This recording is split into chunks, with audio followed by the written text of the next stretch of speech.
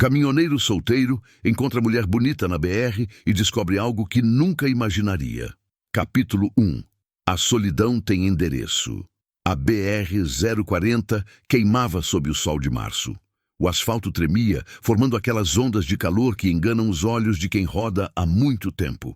Eu estava há 6 horas no volante do meu Volvo branco, a carga de tecidos tinindo no baú, o rádio tocando sertanejo velho, aquele que ainda fala de dor de verdade. Meu nome é Marcos. Marcos Venâncio da Silva. 42 anos, caminhoneiro há 20. Solteiro. Não por escolha, mas por desistência. A estrada ensina a gente a não esperar ninguém em casa. Porque quando você espera, dói mais quando não tem ninguém lá. Eu conheci uma mulher uma vez. Cássia. Ela vendia pastel num posto de Uberlândia. Sorriso largo, cabelo preso, cheiro de óleo quente e esperança. A gente namorou 3 anos assim. Eu parando toda vez que passava, ela guardando as sextas-feiras para mim. Até que um dia eu pedi ela em casamento. E ela disse sim, mas a estrada cobra o preço. Casamento de caminhoneiro é feito de promessas que o diesel não deixa cumprir. Cássia aguentou 2 anos. Depois me deixou um bilhete em cima da mesa. Eu te amo, Marcos, mas não aguento mais amar sozinha. Isso foi há 5 anos. Desde então, eu rodo e rodo. A solidão virou minha única companheira de viagem. Ela não reclama, não cobra, não vai embora. Só pesa. Naquele dia, eu vinha de Belo Horizonte com destino a Brasília. Carga simples, estrada conhecida, pensamento vazio. O tipo de viagem que você faz no automático, corpo dirigindo e alma em outro lugar. Eu pensava na Cássia, como sempre. Me perguntava se ela tinha casado de novo, se era feliz, se ainda lembrava de mim. O rádio PX chiou. Era o Dirceu, caminhoneiro velho de guerra, que rodava pela mesma rota. Ô Marcos, cê tá aí? Tô sim, Dirceu. Manda. Cuidado na descida do Corumbá. Tem um carro parado lá, mulher pedindo socorro. Não sei se é cilada ou se é real. O coração deu uma paradinha. Cilada na estrada é coisa comum. Mas deixar alguém na mão também dói na consciência. Valeu, brother. Vou de olho aberto. Desliguei o rádio e apertei o pé no freio, diminuindo a marcha. A descida começou, curva atrás de curva. E lá embaixo, no acostamento, eu vi. Um Gol cinza, capô levantado, fumacinha subindo. E uma mulher do lado de fora, acenando com os 2 braços, desespero estampado no rosto. Meu pé hesitou no freio. Será cilada? Mas então olhei melhor. Ela estava sozinha. Nenhum outro carro por perto. Vestido simples, bolsa a tiracolo, cabelo bagunçado pelo vento. O olhar dela encontrou o meu através do para-brisa. E foi ali, naquele segundo, que minha vida começou a mudar. Encostei o caminhão no acostamento, motor roncando baixo, poeira subindo. Puxei o freio de mão e desci devagar, ainda desconfiado. Precisa de ajuda, moça? Ela se virou. Rosto suado, olhos vermelhos, mas bonita, muito bonita. Do tipo de beleza que a vida já machucou, mas que ainda brilha por baixo da dor. Por favor. A voz dela saiu trêmula. O carro esquentou demais. Parou de vez. Eu não sei o que fazer. Dei uma olhada no carro. Vapor saindo. Cheiro de motor queimado. Tá sem água no radiador. E pelo cheiro, acho que fundiu. Vai precisar de guincho. Ela levou a mão ao rosto, segurando um choro. Eu não tenho dinheiro para guincho, nem para nada. Olhei em volta. Estrada vazia. Sol a pino. Nenhum sinal de cilada. Só uma mulher em desespero real. Eu vou para Brasília. Posso te deixar na próxima cidade. De lá você dá um jeito. Ela me olhou nos olhos, medindo se podia confiar. Eu não costumo pegar carona com desconhecidos e eu não costumo dar. Mas hoje a estrada tá pedindo. Um silêncio pesado. Depois, ela assentiu devagar. Tá bom. Quer que eu continue com o capítulo 2? Tentar novamente continue e alongue o próximo capítulo 2. O peso do silêncio. Ela subiu na cabine com cuidado, segurando firme na alça, como quem não estava acostumada com a altura de um caminhão. Jogou a bolsa no colo e ficou ali, quieta, olhando pela janela. Eu subi do outro lado, ajeitei o banco, conferi os espelhos. O motor voltou a roncar quando girei a chave, e o Volvo retomou a estrada com aquele balanço pesado de quem carrega o mundo nas costas. Sou Marcos, eu disse, quebrando o silêncio que já começava a pesar. Ana Clara, ela respondeu, sem tirar os olhos da janela. De onde você é, Ana Clara? De Goiânia. Tava voltando para lá.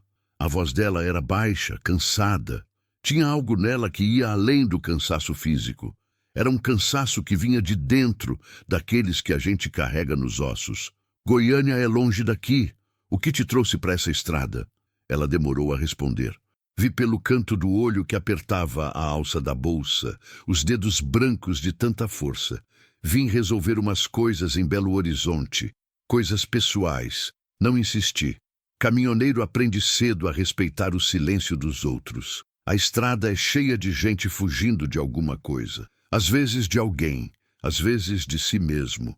Rodamos uns 20 minutos sem falar nada. Só o ronco do motor, o vento entrando pela janela entreaberta, o cheiro de mato seco misturado com diesel. Ela continuava tensa, a postura rígida, as mãos ainda agarradas na bolsa. De vez em quando olhava para o retrovisor do lado dela, como se esperasse ver alguma coisa ou alguém. Tem alguém te seguindo? Perguntei direto. Ela se assustou, virou o rosto para mim rápido demais. Por que pergunta isso? Porque você não para de olhar para trás. Silêncio. Ela desviou o olhar de novo, mordeu o lábio inferior. Não, não tem ninguém. Mentira. Eu senti na hora, mas não pressionei. A estrada continuou subindo e descendo, passando por vilarejos pequenos, onde o tempo parecia ter parado em 1980. Casas de tijolo à vista, boteco com placa de cerveja desbotada, cachorro magro dormindo na sombra. O Brasil profundo, aquele que ninguém vê nos comerciais de televisão. Quando passamos pelo primeiro pedágio, Ana Clara ficou ainda mais tensa. Encolheu-se no banco, puxou o cabelo para frente do rosto, abaixou a cabeça. O coração dela devia estar disparado, porque eu via o peito subindo e descendo rápido. Paguei o pedágio, o cancela subiu, e só quando estávamos longe dali, ela voltou a respirar direito. Você tá com medo de alguma coisa? Eu disse. Não era mais pergunta, era constatação. Ela fechou os olhos, encostou a cabeça no vidro. Eu só quero chegar em casa. E vai chegar, mas se tiver alguém atrás de você, é melhor eu saber. Não gosto de surpresa na estrada. Ela abriu os olhos devagar, me encarou. Havia lágrimas ali, seguras com esforço. Você não vai querer me ajudar se eu contar. Já tô te ajudando, e não costumo deixar as coisas pela metade. Um suspiro fundo. Ela limpou uma lágrima que escapou, olhou para frente e começou a falar. Devagar, como quem tem medo de que as palavras ganhem vida e a machuquem de novo. Eu fugi do meu marido. O caminhão seguiu em frente, mas algo mudou dentro da cabine. O ar ficou mais pesado. Ele te machucava? Perguntei, a voz mais baixa. Ela assentiu sem olhar para mim. Por 3 anos. No começo era só grito, depois veio o empurrão, depois o tapa, depois... A voz falhou. Depois ele quebrou meu braço, disse que foi sem querer, chorou, pediu perdão, prometeu que nunca mais. E eu acreditei. Como uma idiota eu acreditei. Minha mão apertou o volante com força. Conheci muita gente na estrada. Gente boa, gente ruim, gente quebrada. Mas histórias como a dela sempre mexiam comigo de um jeito que eu não sabia explicar. E você foi embora quando? Tem uma semana. Esperei ele viajar a trabalho. Peguei o que tinha de dinheiro escondido, joguei umas roupas numa mala e saí. Não avisei ninguém, nem minha família, porque sei que ele vai procurar por elas primeiro. E o carro? Era meu. O único bem que ele deixou no meu nome. Comprei com a herança da minha mãe. Achei que conseguiria ir embora com ele, mas ela deu uma risada amarga. A vida não deixa a gente fugir fácil, né? Ele sabe que você fugiu? Sabe, e deve estar me procurando. A estrada pareceu ficar mais estreita. Olhei para o retrovisor, checando os carros atrás. Nada de suspeito ainda, mas agora eu entendi a atenção dela. Ele é perigoso? Perguntei. Ana Clara me olhou e naquele olhar eu vi tudo. Medo, vergonha, raiva, cansaço. Ele tem dinheiro, tem amigos na polícia, tem gente que faz o que ele manda sem questionar. Ela pausou, a voz trêmula. Ele jurou que se eu saísse de casa ele me achava, e quando achasse, não ia ter volta. O silêncio voltou, mas agora era diferente. Não era mais o silêncio de dois estranhos dividindo a mesma cabine. Era o silêncio de duas pessoas que acabaram de compartilhar um segredo perigoso. Eu devia ter medo, devia pensar em parar na próxima cidade e deixar ela lá. Afinal, aquilo não era problema meu. Eu era só um caminhoneiro que deu uma carona. Não tinha obrigação nenhuma com ela. Mas quando olhei de novo para Ana Clara, cabelo bagunçado, mãos tremendo, olhos vermelhos de tanto segurar o choro, eu vi a Cássia, vi a mulher que eu amei e perdi, porque não soube estar presente. Vi todas as vezes que ela deve ter se sentido sozinha, esperando por mim enquanto eu rodava pela estrada, e pensei, se a Cássia precisasse de ajuda, eu ia querer que alguém estivesse lá por ela. Você vai chegar em Goiânia, Ana Clara, eu disse firme. E enquanto estiver comigo, ninguém encosta em você. Ela me olhou surpresa, como se não acreditasse no que estava ouvindo. Por que você está fazendo isso? Você nem me conhece. Respirei fundo, pensando na resposta certa, mas não tinha resposta certa. Só tinha o que eu sentia. Porque tem gente nesse mundo que precisa de ajuda, e tem gente que pode ajudar. Hoje eu posso. Amanhã, quem sabe eu seja o que precisa. Uma lágrima escorreu pelo rosto dela, mas dessa vez não era de medo, era de alívio. Obrigada, ela sussurrou. Não precisa agradecer. A estrada ensina a gente a não deixar ninguém para trás. Peguei o rádio PX, liguei de novo. O Dirceu ainda estava por ali. E aí, Marcos, achou a moça? Achei. É caso real. Carro fundido. Dei carona. Cê é doido, rapaz. E se for cilada? Olhei para Ana Clara. Ela olhou de volta. Não é cilada, Dirceu. É vida. E vida a gente não deixa jogada na estrada. Desliguei o rádio antes que ele respondesse. Ana Clara deu um meio sorriso, fraco, mas real. Seus amigos devem achar você louco. Acham, mas eu já desisti de ser sensato faz tempo. Ela relaxou um pouco no banco, mas ainda mantinha a bolsa no colo. O sol começava a baixar no horizonte, tingindo o céu de laranja e rosa. A estrada ficava bonita naquela hora, quase como se o mundo perdoasse a gente por um instante. Mas eu sabia que a paz não durava muito. Nunca durava. E alguma coisa no fundo da minha cabeça me dizia que aquela viagem ia ser diferente de todas as outras que eu já tinha feito. Eu só não sabia ainda o quanto. Quer que eu continue com o capítulo 3? Tentar novamente continue. E alongue muito o próximo capítulo 3, Sombras no Retrovisor. A noite chegou devagar, como sempre chega no cerrado. O céu foi perdendo a cor, passando do laranja para o roxo, do roxo para o azul escuro, até ficar preto, com estrelas demais para contar. A estrada ficou mais vazia, só nós e mais 2, 3 caminhões rodando na mesma direção.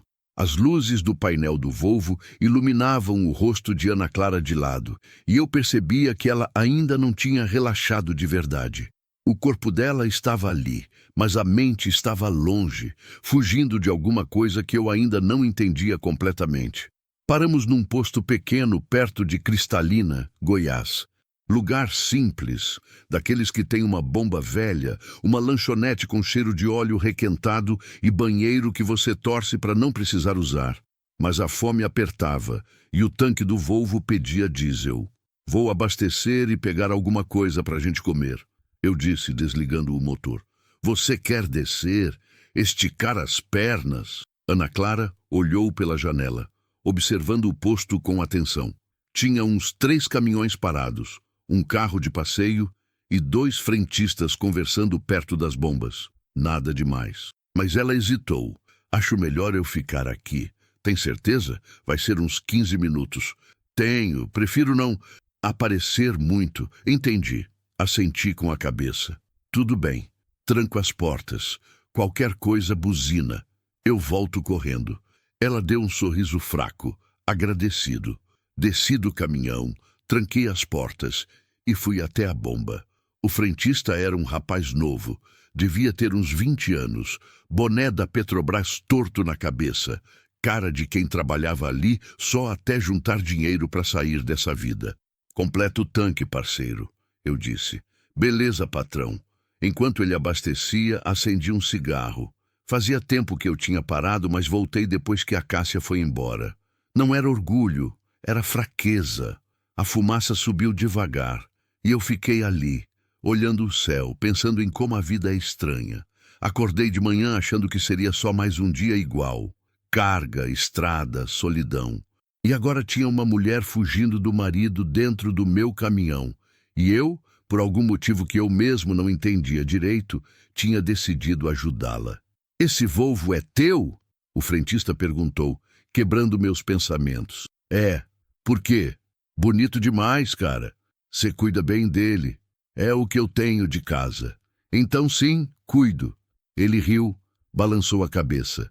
Caminhoneiro é foda. Eu não aguento ficar longe da minha mina mais de 2 dias. Você deve ser solteiro, né? A pergunta doeu mais do que devia. Sou. Melhor assim, né não? Liberdade total. Dei uma tragada longa no cigarro, soltei a fumaça devagar. É, liberdade. Mas liberdade era só outra palavra para solidão. Ele não precisava saber disso. Quando o tanque encheu, paguei em dinheiro. Caminhoneiro raiz não confia em cartão na estrada. Dinheiro vivo é rei. Fui até a lanchonete, pedi 2 misto quente, 2 Coca-Cola e voltei para o caminhão. Ana Clara continuava lá, do mesmo jeito que deixei, olhando pela janela. Quando me viu, relaxou um pouco. Subi, destranquei a porta dela, entreguei o lanche. Não é grande coisa, mas mata a fome. Obrigada. Ela pegou o sanduíche, mas não comeu na hora. Ficou olhando para ele como se estivesse reunindo coragem. Dei a partida no motor de novo e voltamos para a estrada. Só quando estávamos longe do posto, rodando na escuridão, ela deu a primeira mordida. Comeu devagar, em silêncio. Eu comi dirigindo, uma mão no volante, a outra segurando o sanduíche. A Coca-Cola estava gelada, e aquilo era um luxo pequeno que a estrada dava de vez em quando. Faz quanto tempo que você é caminhoneiro? Ana Clara perguntou, quebrando o silêncio. 20 anos.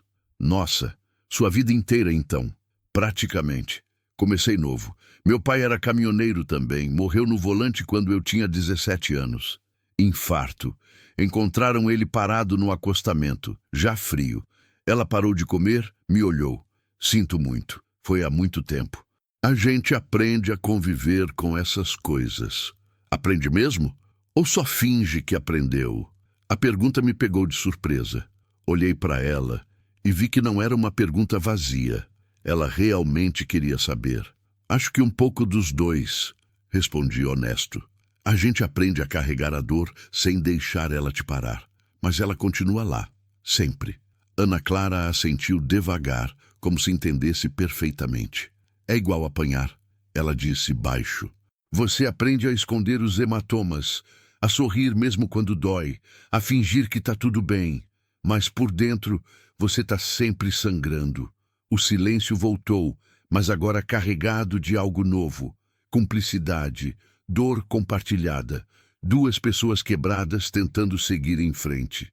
Por que você não saiu antes? Perguntei, sem pensar se era certo ou não. Ela demorou a responder. Terminou o sanduíche, bebeu um gole de coca, olhou pela janela. Porque eu tinha medo. Medo dele. Medo de não conseguir sobreviver sozinha. Medo de que ninguém acreditasse em mim. Pausa. E tinha vergonha também. Vergonha de ter deixado chegar naquele ponto.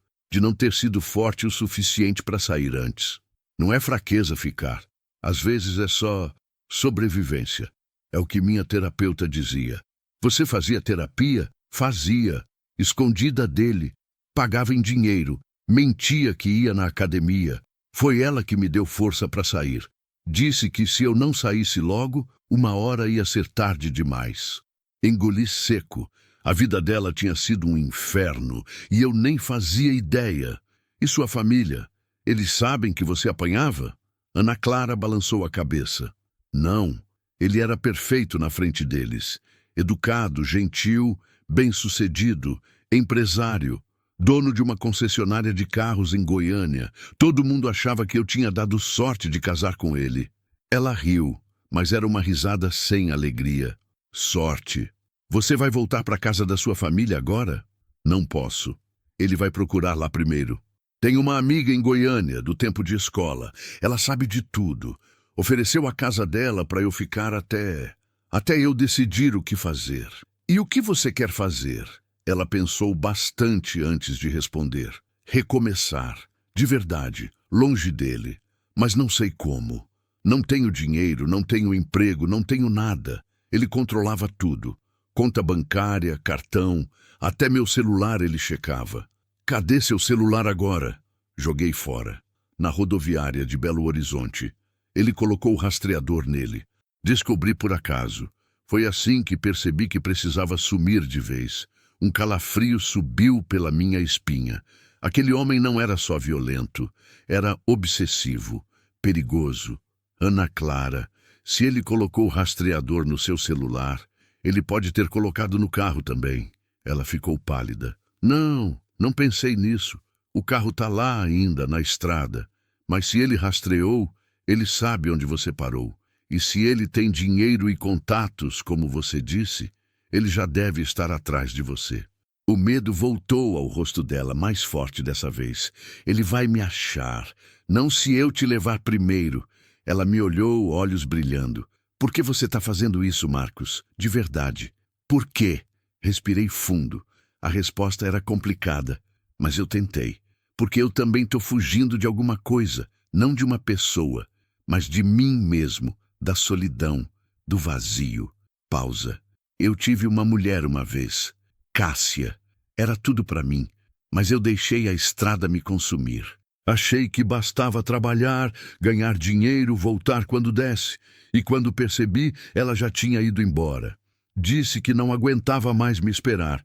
E eu não culpo ela, porque eu nunca estive lá de verdade, mesmo quando estava. Ana Clara escutava em silêncio, atenta. Desde que ela foi embora, eu rodo sem parar.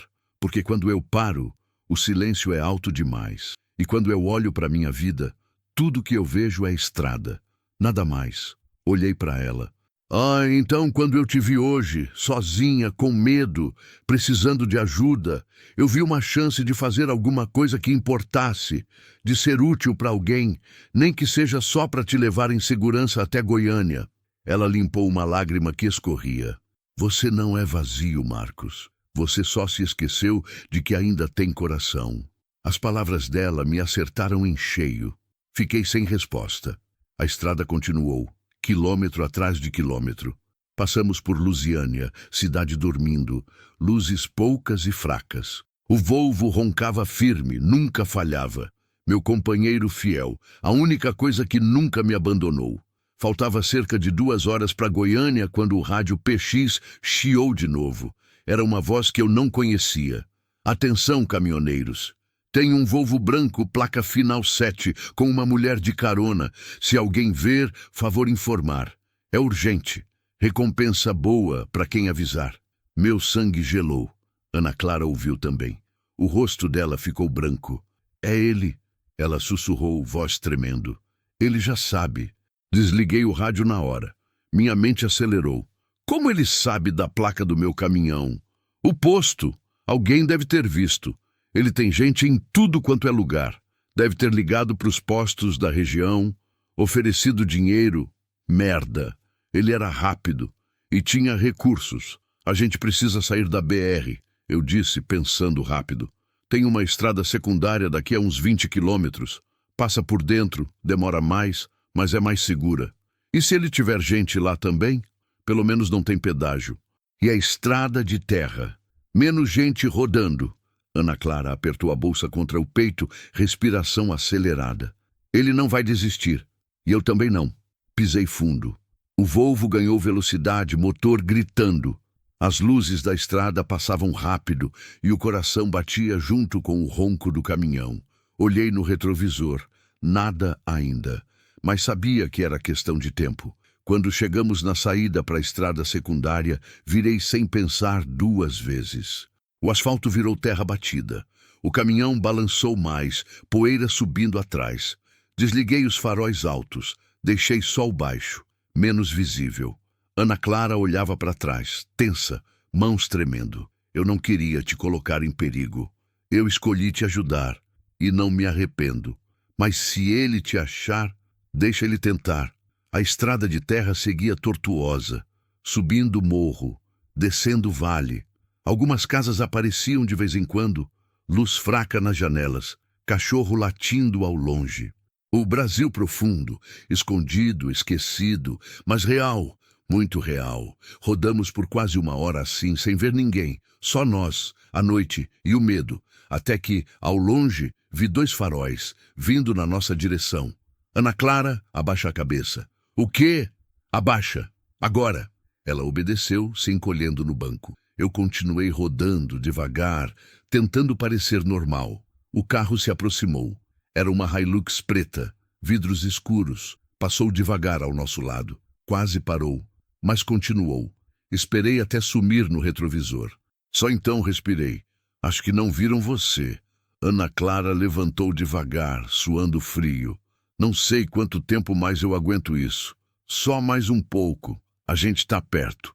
Mas no fundo, eu sabia. O pior ainda estava por vir. Quer que eu continue com o capítulo 4? Tentar novamente continue e alongue muito o próximo capítulo 4. Fantasmas e confissões. A estrada de terra parecia não ter fim. O Volvo sacudia a cada buraco, a cada lombada de terra seca que o tempo e a falta de manutenção tinham transformado em obstáculo. A poeira entrava pelas frestas das janelas, mesmo fechadas, deixando aquele gosto de barro na boca. Ana Clara continuava tensa, os olhos grudados no retrovisor do lado dela, como se a qualquer momento a Hilux preta fosse aparecer de novo, dessa vez sem passar direto. Já era quase meia-noite, quando encontramos uma igrejinha velha, no meio do nada. Pequena, caiada de branco, com uma cruz de madeira no topo e 3 degraus de cimento rachado na entrada. Ao lado tinha uma árvore grande, um pé de jatobá, e embaixo dela, um banco de praça enferrujado. Não tinha mais ninguém por perto, nem luz acesa em casa nenhuma. Só o silêncio do interior, aquele silêncio que parece que vai engolir a gente. Encostei o caminhão ali, desligando o motor. O silêncio ficou ainda maior. Dava para ouvir o vento nas folhas, o canto de algum grilo perdido, o próprio coração batendo no peito. Por que a gente parou? Ana Clara perguntou assustada. Precisamos descansar e pensar. Olhei para ela. E você precisa me contar tudo. Tudo mesmo. Se a gente vai continuar, eu preciso saber com quem estamos lidando. Quem é ele de verdade? Quanto poder ele tem? O que ele é capaz de fazer? Ana Clara respirou fundo, fechou os olhos por um momento, como quem junta coragem para reviver o que dói. Posso descer? Ela perguntou. Eu não aguento mais ficar presa aqui dentro. Pode, mas fica perto. Descemos os 2. A noite estava fresca, o céu cheio de estrelas que a cidade nunca deixa a gente ver. O chão de terra batida estava duro embaixo dos pés. Ana Clara caminhou até o banco enferrujado e sentou, abraçando os próprios joelhos. Eu fiquei de pé, encostado na árvore, acendendo outro cigarro. O fogo do isqueiro iluminou meu rosto por um segundo, e depois só ficou a brasa vermelha queimando devagar. Eu conheci o Rodrigo há 5 anos. Ela começou, a voz baixa, olhando para o chão. Numa festa de formatura, eu tinha acabado de me formar em pedagogia.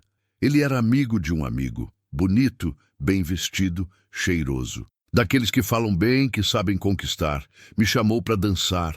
Conversamos a noite toda. No fim da festa, pediu meu número. Ela pausou, perdida na lembrança.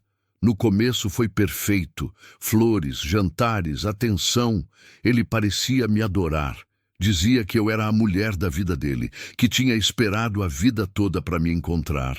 Um sorriso amargo apareceu no rosto dela. E eu acreditei. Eu realmente acreditei. Dei uma tragada longa no cigarro esperando ela continuar. A gente casou rápido. 6 meses de namoro. Minha família adorava ele. Meu pai, principalmente. Dizia que eu tinha encontrado um homem de verdade, trabalhador, bem-sucedido. Rodrigo era dono de 3 concessionárias de carros. Uma em Goiânia, uma em Anápolis, uma em Aparecida. Dinheiro não era problema, e ele fazia questão de mostrar isso. Casa grande, carro importado, roupas de marca. Eu achei que tinha me dado bem na vida. Ana Clara limpou uma lágrima que começou a escorrer. Mas depois do casamento as coisas mudaram. Devagar no começo, tão devagar que eu nem percebi. Ele começou a controlar o que eu vestia. Dizia que certas roupas eram vulgares, que eu não precisava chamar a atenção de outros homens. Depois foi o celular. Ele queria saber com quem eu conversava, o que eu falava. Dizia que era porque me amava muito, que tinha ciúmes. E eu, idiota, achava fofo. Ela balançou a cabeça, frustrada consigo mesma. Aí veio o isolamento. Ele começou a inventar problemas com minhas amigas. Dizia que elas eram má influência, que me colocavam contra ele. Fez a mesma coisa com a minha família. Arrumava confusão em todo o almoço de domingo, até que eu parei de ir, só para evitar briga. E quando percebi, eu estava sozinha. Não tinha mais ninguém, só ele. O cigarro tinha queimado até o filtro. Joguei no chão, pisei em cima. E foi aí que começou a violência? Perguntei sem rodeios. Foi. A voz dela falhou. A primeira vez foi por causa de um like no Instagram. Um ex-colega de faculdade tinha curtido uma foto minha. Rodrigo ficou possesso. Gritou, quebrou o celular na parede, me chamou de vagabunda. E depois me empurrou. Eu bati nas costas na quina da mesa. Doeu muito. Mas ele chorou depois, pediu perdão de joelhos, disse que estava estressado com o trabalho, que nunca mais ia acontecer. Mas aconteceu. Aconteceu. E foi piorando. Empurrão virou tapa. Tapa virou soco. Soco virou chute. Teve uma vez que ele me trancou no quarto por 2 dias. Sem comida, só água. Disse que era para eu aprender a me comportar. Senti o estômago revirar. Aquele tipo de história me deixava com uma raiva que eu não sabia onde colocar. E você nunca chamou a polícia? Ana Clara riu, mas era uma risada triste, sem humor. Chamei. Uma vez. Os policiais vieram, conversaram com ele na sala. Ele foi educado, charmoso, ofereceu café. Disse que era mal entendido, que a gente tinha discutido, mas nada demais. Mostrou a carteira de empresário, entregou o cartão de visita dele. Os policiais me olharam com pena, disseram que era melhor a gente resolver em casa, que casamento tem dessas coisas.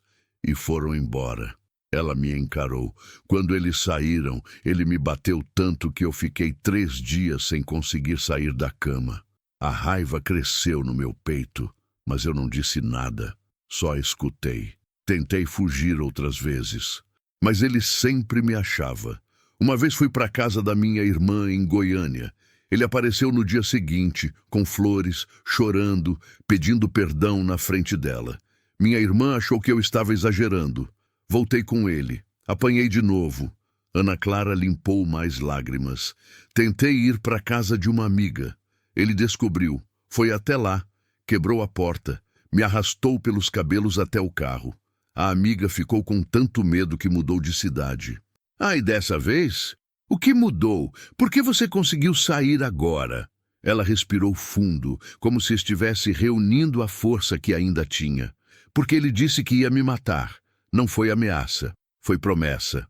Olhou nos meus olhos, com as mãos no meu pescoço, me sufocando e disse: da próxima vez que você me desobedecer, eu acabo com você. E vou dizer que foi suicídio. Ninguém vai duvidar. Ela tremeu. E eu acreditei, porque eu vi nos olhos dele. Ele estava falando sério. O vento balançou as folhas da árvore. O silêncio voltou pesado. Foi aí que procurei a terapeuta escondida. Paguei com dinheiro que roubei dele, aos poucos, durante meses. 5 reais aqui, 10 ali. Guardei numa caixinha enterrada no quintal. Quando juntei o suficiente, comecei a terapia. Foi ela que me deu força. Disse que se eu não saísse, eu ia morrer. Literal. Mostrou estatísticas, casos reais. E eu soube que ela estava certa. Ana Clara se levantou do banco. Caminhou até perto de mim, olhou para o céu. Então planejei. Durante meses, esperei ele viajar. Ele ia para São Paulo uma vez por mês. Ficava 3 dias fechando negócios. Era minha única chance. Peguei o carro, o pouco dinheiro que tinha juntado e fui embora. Nem olhei para trás, só dirigi. Fui para Belo Horizonte porque não conhecia ninguém lá. Achei que conseguiria desaparecer. Mas aí o carro quebrou e eu fiquei encalhada. Ela me olhou. Até você aparecer. Fiquei em silêncio, absorvendo tudo. A história dela era pior do que eu imaginava, e o homem que a perseguia era mais perigoso do que eu pensava. Ele tem gente em todo lugar? Perguntei. Tem. Polícia, caminhoneiros, frentistas, mecânicos. Ele é bem relacionado. Patrocina time de futebol, faz doações para políticos, paga propina. Todo mundo deve favores para ele, e quando ele quer alguma coisa, ele consegue. Mas ele não vai conseguir você. Ana Clara me olhou, surpresa. Como você pode ter tanta certeza? Porque eu não devo nada para ele, e não tenho medo dele. Deveria ter. Ele é perigoso. Eu também sou. Quando preciso. Não era bravata. Era verdade. Caminhoneiro que roda sozinho 20 anos aprende a se defender. Já passei por assalto, tentativa de roubo de carga, briga em posto. A estrada ensina a gente a ser duro quando precisa. Ana Clara deu um passo mais perto. Olhou nos meus olhos. Por que você está arriscando sua vida por mim, Marcos? Você nem me conhece. Pensei na resposta certa. Mas talvez não existisse resposta certa. Só o que eu sentia. Porque eu cansei de ser invisível. Cansei de rodar sem propósito. Cansei de acordar todo dia sem saber para quê. Pausei. E porque quando olho para você, eu vejo alguém que merece uma chance. E se eu posso dar essa chance, então vou dar. Ela ficou em silêncio por um longo tempo. Depois, devagar, ela levantou a mão e tocou meu rosto. Um toque leve, delicado. Obrigada, ela sussurrou. Não respondi. Só segurei a mão dela com a minha, por um instante. E naquele momento, embaixo da árvore, no meio do nada, com o perigo nos nossos calcanhares, eu senti alguma coisa que não sentia fazia anos. Esperança. Voltamos para o caminhão pouco depois. Eu queria seguir viagem, mas Ana Clara estava exausta. E eu também. Decidimos dormir ali mesmo, dentro da cabine. Reclinar os bancos, cobrir com um cobertor velho que eu sempre carregava e tentar descansar algumas horas. Ana Clara dormiu rápido, o cansaço vencendo o medo. Mas eu fiquei acordado, olhando pela janela, vigiando a estrada. Qualquer barulho me deixava alerta. Qualquer farol de carro ao longe me fazia pegar a chave na ignição, pronto para sair voado. Mas nada aconteceu. A noite passou quieta, só os sons do mato e o vento. Quando o sol começou a nascer, tingindo o céu de laranja e rosa, Ana Clara acordou devagar.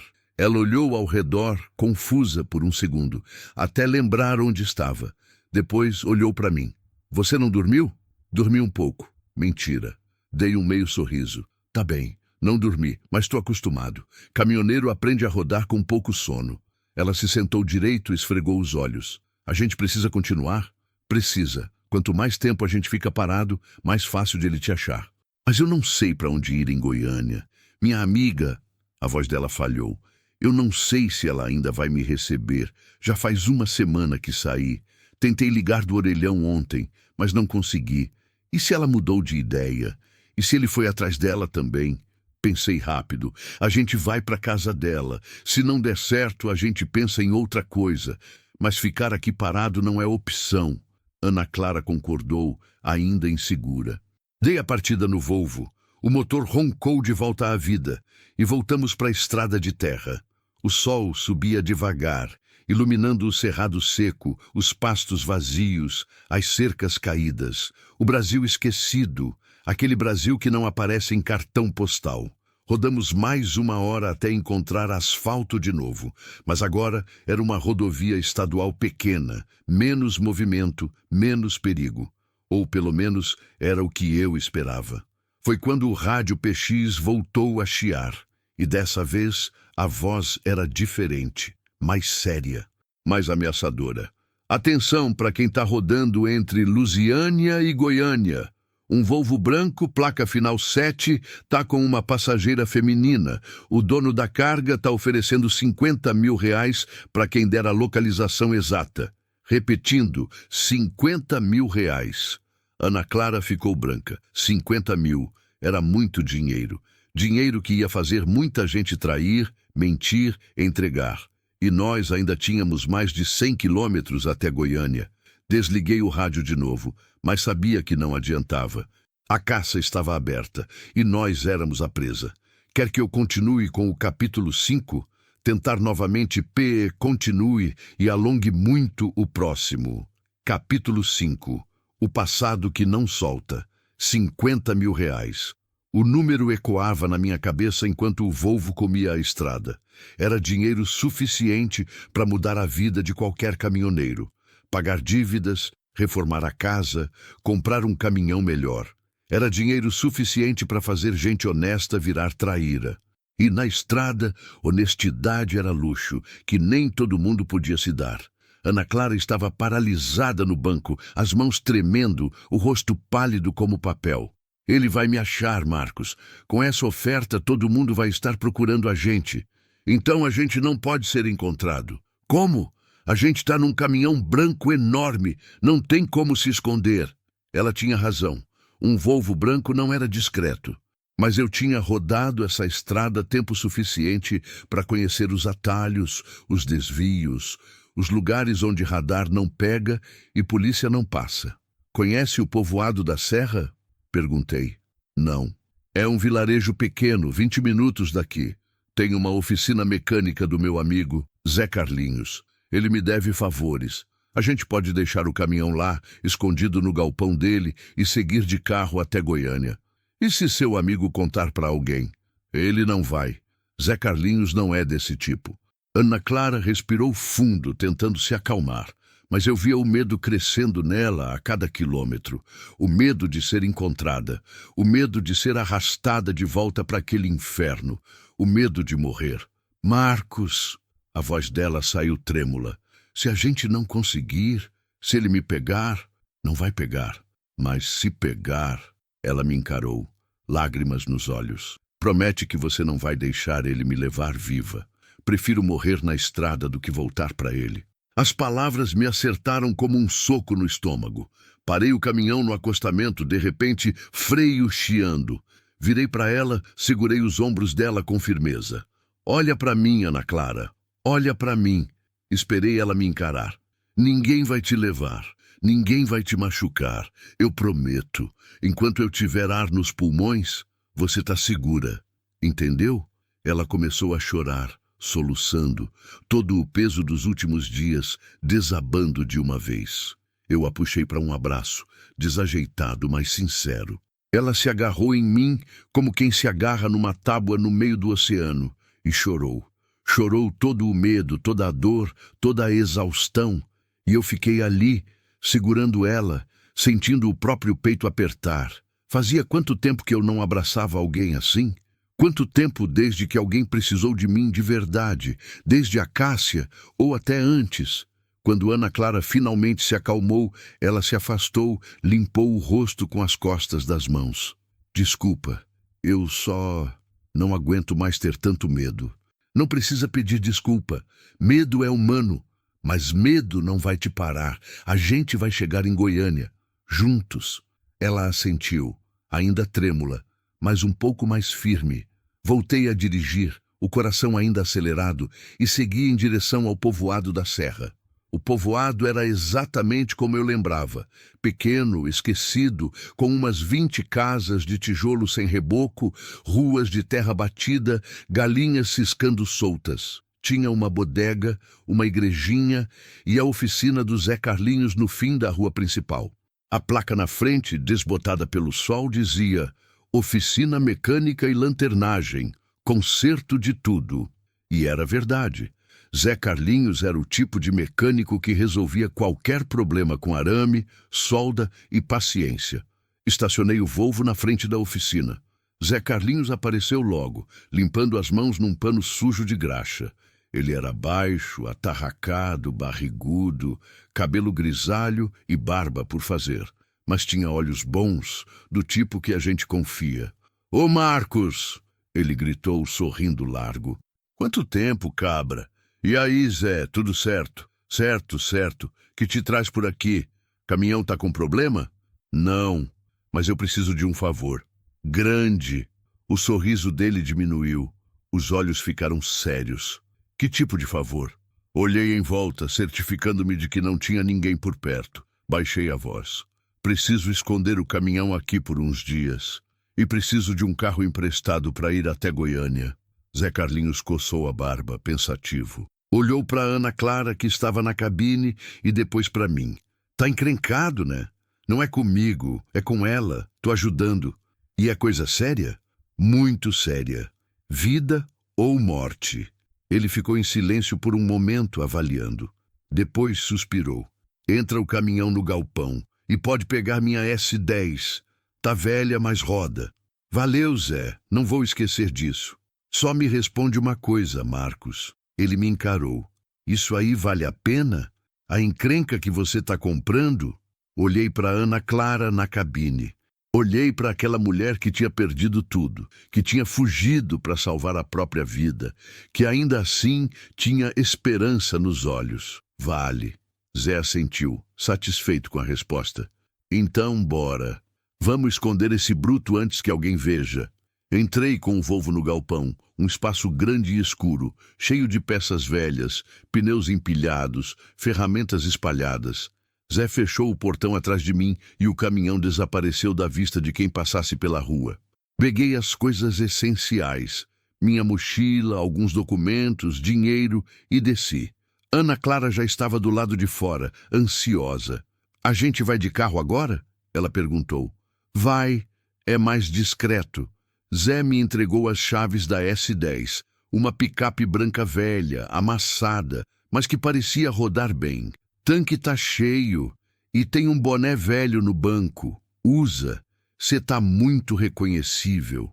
Peguei o boné, coloquei na cabeça. Zé tinha razão. Qualquer cuidado era pouco. "Obrigado, meu irmão. Quando eu voltar, traga uma cerveja." "Não precisa cerveja. Só volta vivo." A frase ficou no ar, pesada. Dei um tapinha no ombro dele, entrei na S10 e saí do povoado o mais rápido possível. Ana Clara no banco do carona, o coração disparado de novo. A S10 rodava bem, apesar da idade. O motor era barulhento, a suspensão dura, mas me sentia menos exposto do que no caminhão. Aqui éramos só mais um carro na estrada, mais anônimos, mais seguros. Ou pelo menos era o que eu queria acreditar. Ana Clara estava quieta, olhando pela janela, perdida nos próprios pensamentos. Eu também estava. Pensava em como tinha chegado até ali. Como uma carona simples tinha se transformado numa fuga desesperada. Como eu, que jurei que nunca mais ia se envolver com ninguém depois da Cássia, estava agora arriscando tudo por uma mulher que mal conhecia. Mas não me arrependia. E isso me assustava um pouco. "Marcos." Ana Clara quebrou o silêncio. "Posso te perguntar uma coisa?" "Claro. Você disse que teve uma mulher, a Cássia. Você ainda ama ela?" A pergunta me pegou desprevenido. Fiquei em silêncio pensando na resposta certa ou na resposta honesta. "Não sei", admiti. "Acho que eu amo a lembrança dela. Amo o que a gente foi. Mas a Cássia real, a que tá por aí vivendo a vida dela, eu nem conheço mais. Faz 5 anos. Ela deve ter mudado. Eu mudei também." "Você tentou voltar com ela?" "Tentei. No começo. Liguei, mandei mensagem, fui até a casa dela. Mas ela foi firme.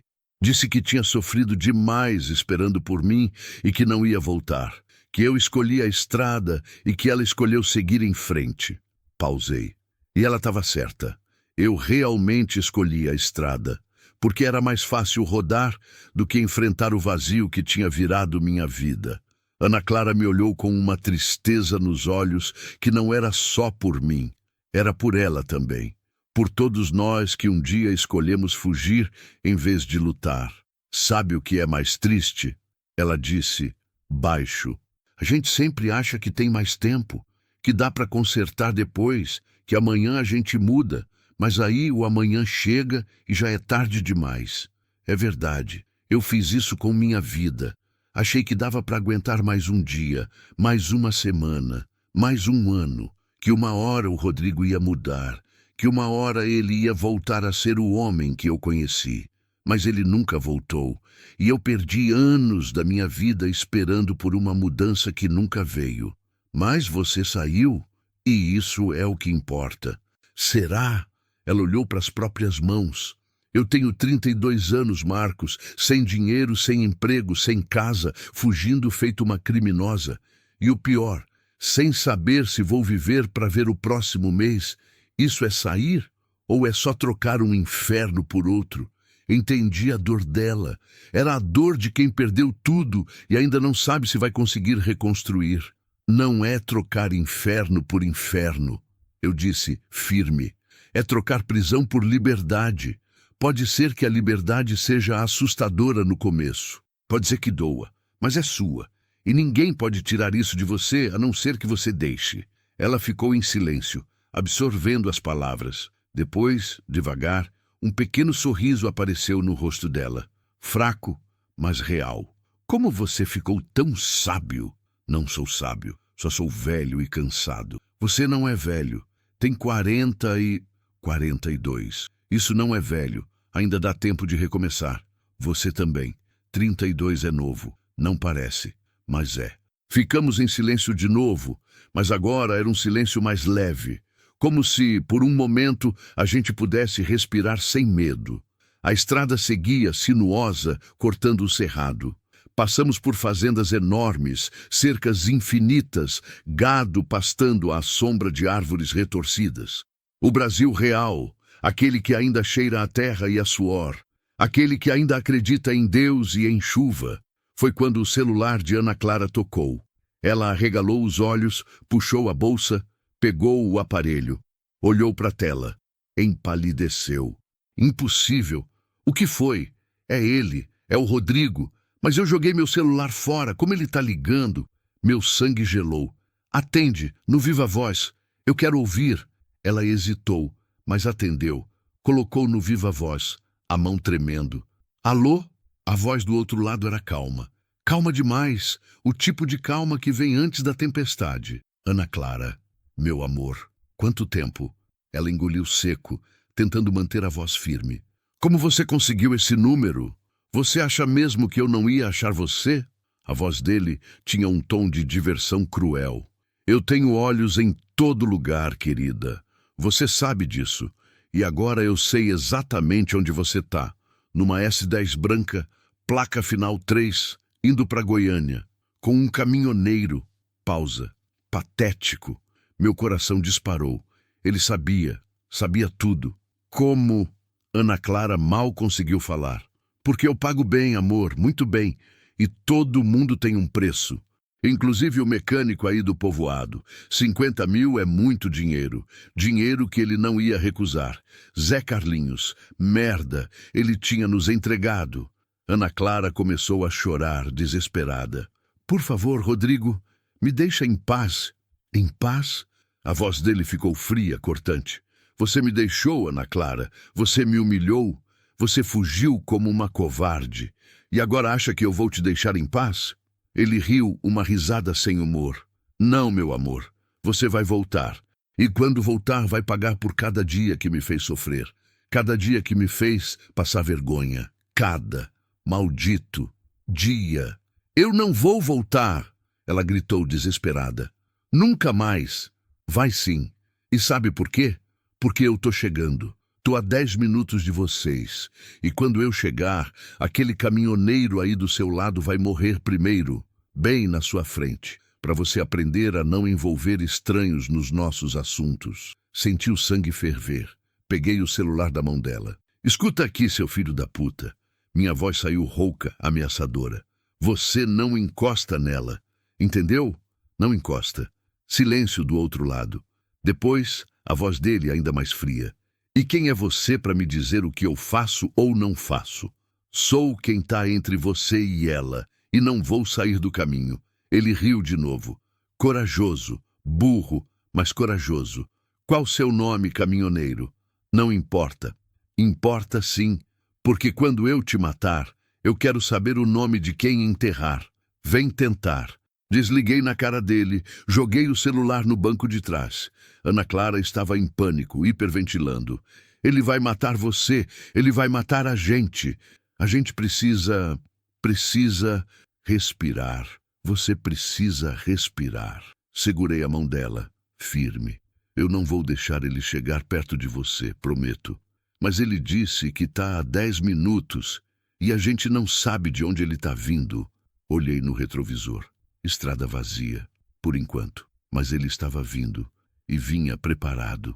Pisei fundo no acelerador. A S10 ganhou velocidade, motor gritando, suspensão gemendo. A estrada virou borrão, curvas retas, subidas. Eu conhecia aquela região. Tinha rodado por ali centenas de vezes. Sabia cada desvio, cada atalho. E se tinha uma coisa que eu sabia fazer, era fugir. Mas dessa vez, eu não estava fugindo só por mim.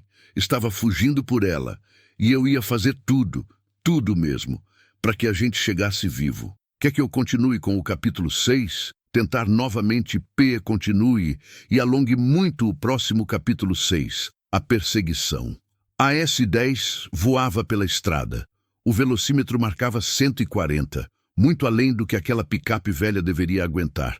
O motor gemia, as rodas vibravam no asfalto irregular. E cada curva era uma aposta de que não íamos capotar. Ana Clara segurava no painel com as duas mãos, os olhos arregalados, a respiração presa. Eu tinha as duas mãos firmes no volante, os olhos alternando entre a estrada à frente e o retrovisor. Nada ainda, mas eu sabia que não ia demorar. Tem algum lugar que a gente possa se esconder? Ana Clara perguntou, a voz quebrando. Algum lugar que ele não conheça? Pensei rápido. Goiânia ficava a uns 50 quilômetros ainda. Mas ir direto para lá seria suicídio. Rodrigo tinha gente na cidade, tinha dinheiro, contatos, poder. Se chegássemos lá, seríamos encontrados em questão de horas. Precisávamos desaparecer, pelo menos por um tempo, o suficiente para ele perder nosso rastro. Tem um lugar, eu disse lembrando. Chama-se Toca do Morcego. É uma formação rochosa no meio do cerrado, uns 30 quilômetros para oeste daqui. Tinha uma comunidade pequena lá, uns anos atrás. Gente que vivia de agricultura de subsistência. Não sei se ainda tem alguém, mas o lugar é isolado. Sem sinal de celular, sem acesso fácil. Se a gente chegar lá, ele não vai achar. E como a gente chega lá? Tem que sair da rodovia, pegar uma estrada de terra. Vai ser um inferno de rodar. Mas é nossa melhor chance. Então vai! Ela gritou. Qualquer coisa é melhor do que esperar ele nos alcançar. Concordei. Poucos quilômetros à frente, virei bruscamente à direita, saindo da rodovia e entrando numa estrada de terra estreita, mal sinalizada, que serpenteava morro acima. A S10 balançou violentamente, levantando uma nuvem de poeira atrás de nós. Galhos de árvore raspavam nas laterais, pedras batiam no chassi, mas seguimos em frente, cada vez mais fundo no cerrado. O coração martelava no peito. Olhei no retrovisor de novo. Ainda nada. Talvez tivéssemos conseguido despistar. Talvez ele ainda estivesse na rodovia procurando, ou talvez ele já estivesse bem atrás de nós. Rodamos por quase 20 minutos naquela estrada infernal. O sol estava alto agora, queimando forte, e o calor dentro da S10 era sufocante. Não dava para abrir as janelas por causa da poeira.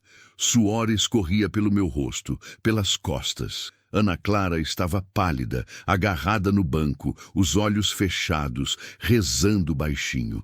Eu não era religioso, mas naquele momento até eu pedi ajuda a quem quer que estivesse ouvindo. A estrada começou a subir ainda mais, ficando quase intransitável. Em alguns trechos, tive que diminuir a velocidade para não rasgar o pneu nas pedras. E foi numa dessas subidas que eu vi, pelo retrovisor, uma nuvem de poeira ao longe. Alguém estava vindo atrás de nós. Merda, sussurrei. Ana Clara abriu os olhos, virou-se para trás. É ele? Não sei, mas alguém está vindo. Acelera, Marcos, por favor. Não dá. Se eu acelerar demais aqui, a gente capota. A poeira atrás de nós ficava cada vez mais próxima. Eu via agora o contorno de um veículo grande, uma caminhonete, talvez uma Hilux, como a que tinha passado por nós na noite anterior. Meu estômago embrulhou. É ele, eu disse, seco. Tem que ser. Ana Clara começou a soluçar, desesperada. Ele vai nos matar. Deus, ele vai nos matar. Não vai. Gritei mais para mim do que para ela. Pisei fundo no acelerador, ignorando os buracos, as pedras, o perigo. A S10 saltava, gemia, mas obedecia. Ganhamos um pouco de distância, mas não o suficiente.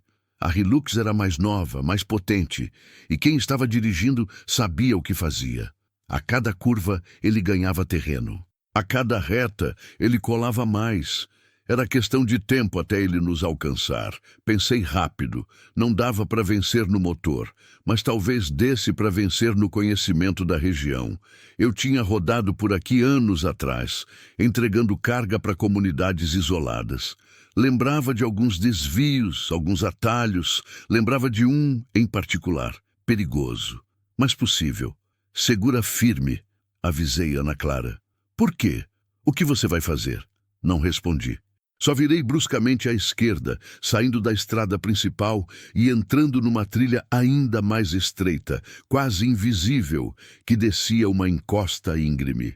A S10 derrapou, as rodas perdendo aderência, e por um segundo pensei que íamos tombar.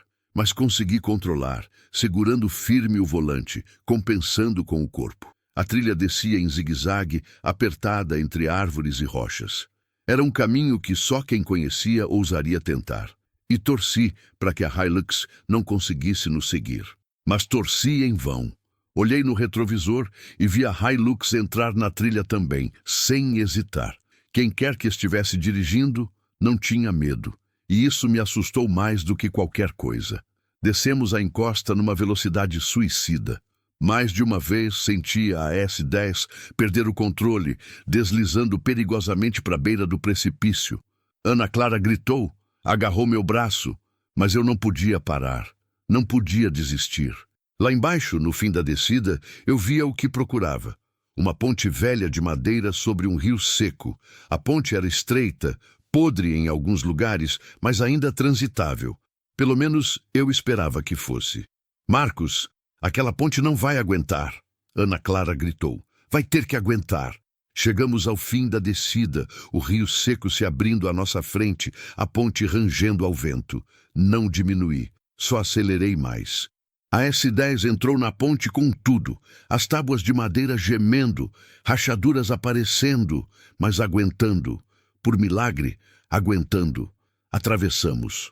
Do outro lado pisei no freio, fazendo a picape derrapar e parar. Saltei para fora. O que você está fazendo? Ana Clara gritou apavorada, garantindo que ele não atravesse.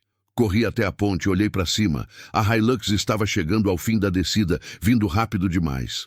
Peguei uma pedra grande, comecei a bater nas tábuas mais fracas, quebrando o que já estava podre. Não daria tempo de destruir a ponte toda. Mas talvez desse para enfraquecer o suficiente. A Hilux parou na beira do rio. A porta se abriu. Um homem desceu. Alto, forte, terno preto mesmo no calor, óculos escuros, cabelo gel para trás, barba feita, rico, poderoso, perigoso. Rodrigo Ferraz. Ele tirou os óculos devagar. Me encarou do outro lado do rio. Você deve ser o caminhoneiro, ele disse, a voz calma, quase entediada. E você deve ser o covarde que bate em mulher, respondi, os punhos cerrando. Ele sorriu. Mas não era um sorriso de humor. Era um sorriso de predador que encontrou a presa. Engraçado. Eu esperava alguém mais Impressionante. Mas você é só mais um pobretão se achando herói. Ele deu um passo em direção à ponte. Devolve minha mulher e eu deixo você viver. Ela não é sua. Nunca foi. É sim. Eu paguei por ela. Casa, comida, roupa. Tudo o que ela tem, eu dei. Ela me pertence. A raiva fervia dentro de mim. Gente não pertence a ninguém. Gente não. Mas cachorro sim. E ela é minha cachorra. Ele riu cruel. E cachorros que fogem precisam ser punidos. Foi quando Ana Clara saiu da S10. Ela estava tremendo, o rosto molhado de lágrimas, mas havia algo nos olhos dela. Não era só medo, era raiva também. Eu não sou sua cachorra, Rodrigo.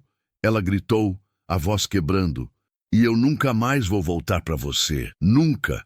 O rosto dele mudou. A máscara de calma caiu. E o que apareceu por baixo foi pura fúria. Você vai voltar e vai implorar perdão, de joelhos, como sempre fez. Não vou, prefiro morrer. Então vai morrer. Ele deu mais um passo em direção à ponte. Eu me coloquei na frente, bloqueando o caminho. Para chegar nela, vai ter que passar por cima de mim. Rodrigo parou, me avaliou. Depois olhou para a ponte, para as tábuas quebradas, para a distância entre nós. Você não sabe com quem está lidando, caminhoneiro. Sei sim, com um homem pequeno, que só se sente grande quando machuca quem é mais fraco. A raiva explodiu no rosto dele. Ele avançou para a ponte, mas no primeiro passo, uma tábua quebrou. Ele recuou, olhou para baixo, percebendo o perigo. Você destruiu a ponte. Destruí, e você não vai atravessar. Ele ficou ali do outro lado, tremendo de raiva. Depois tirou um celular do bolso, discou um número. Manda a equipe para o ponto B. Agora.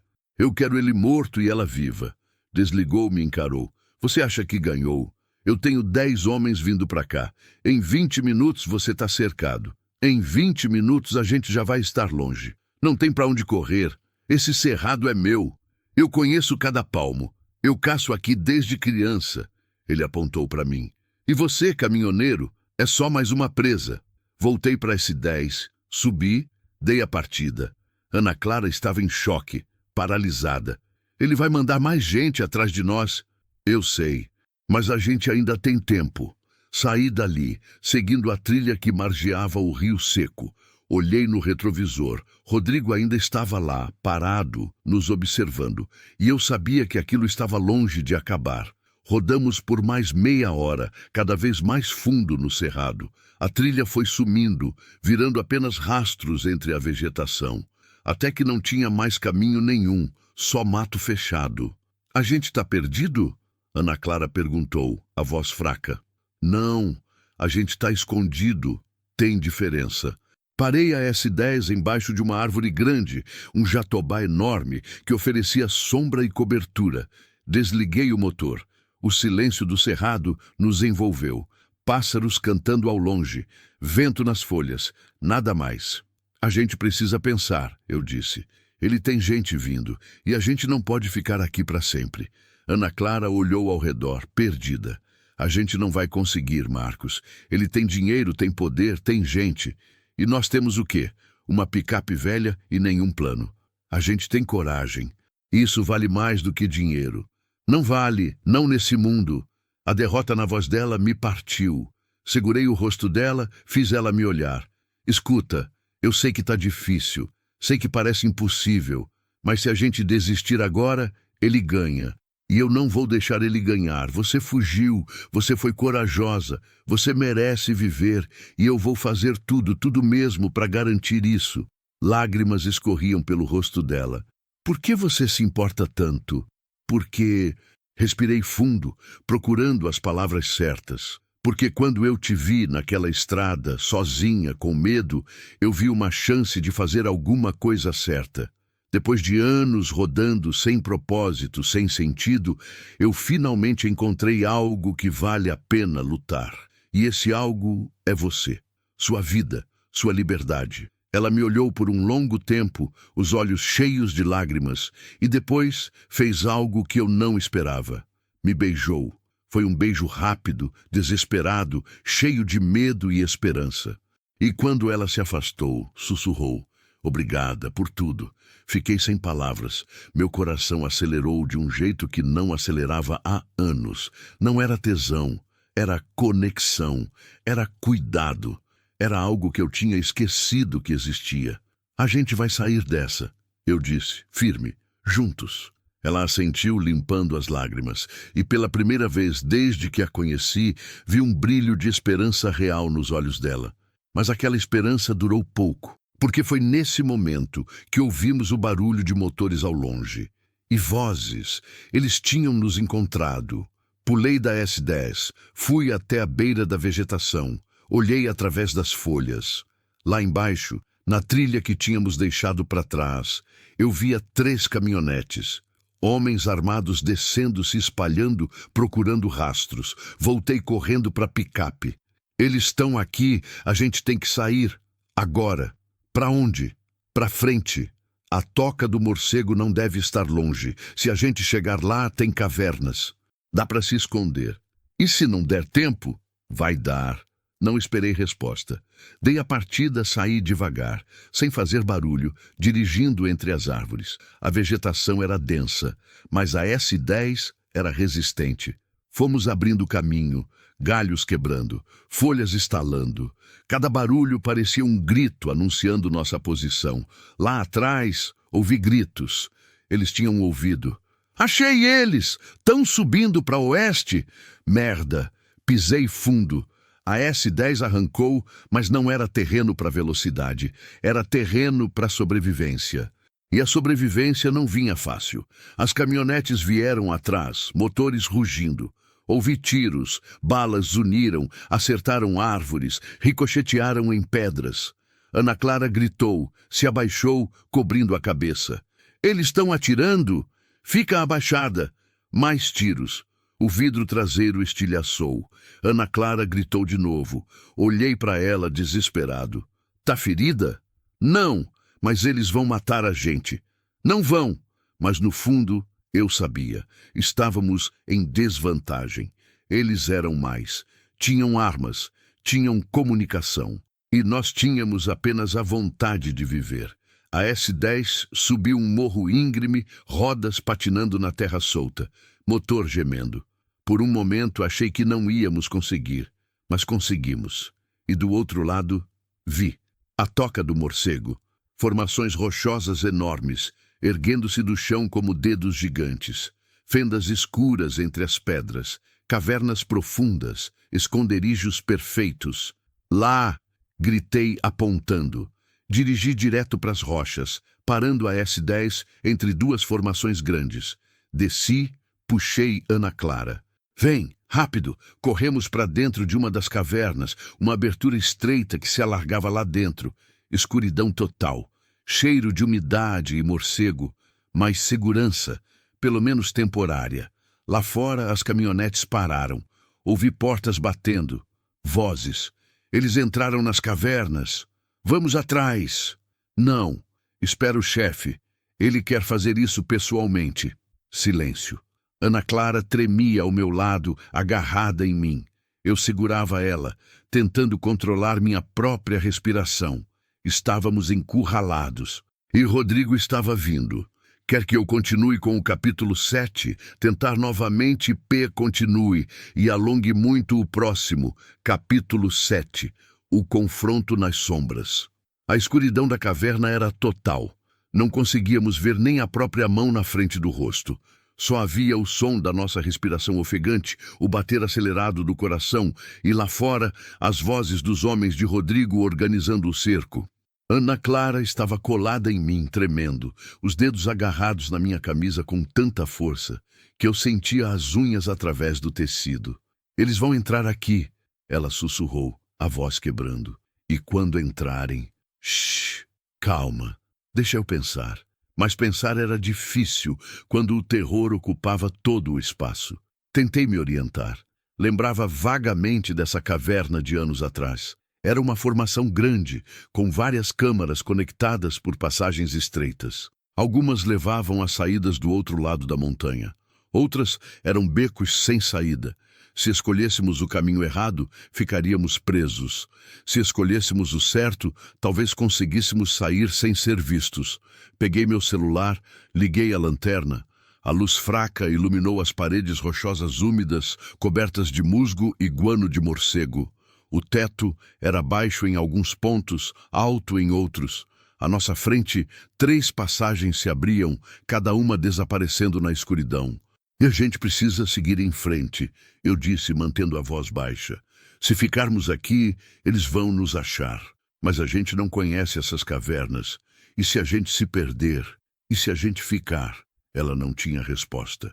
Segurei a mão dela, firme. Confia em mim. A gente vai sair dessa. Escolhi a passagem do meio, aquela que parecia mais larga. Começamos a caminhar, devagar, tentando não fazer barulho. O chão era irregular, cheio de pedras soltas e poças d'água. A cada passo, o eco reverberava pelas paredes, amplificado. Qualquer som parecia 3 vezes maior ali dentro. Atrás de nós, ouvi as vozes ficando mais próximas. Acende a lanterna. Vamos entrar. O chefe disse para esperar. Foda-se o chefe. Eu quero os 50 mil. Quem achar primeiro, leva. Passos. Várias pessoas entrando na caverna. Apressei o passo, puxando Ana Clara. A passagem começou a estreitar, obrigando-nos a virar de lado em alguns pontos. Meu ombro raspava na pedra de um lado, o dela do outro. A luz do celular mal iluminava 2 metros à frente, e então chegamos numa bifurcação. 2 passagens, uma indo para a esquerda, outra para a direita. Parei, tentando lembrar. Esquerda ou direita? Uma levava à saída, outra levava a uma câmara sem saída, onde ficaríamos presos como ratos numa ratoeira. Fechei os olhos, forcei a memória. Anos atrás, quando vim aqui, tinha entrado pela direita e saído pela esquerda.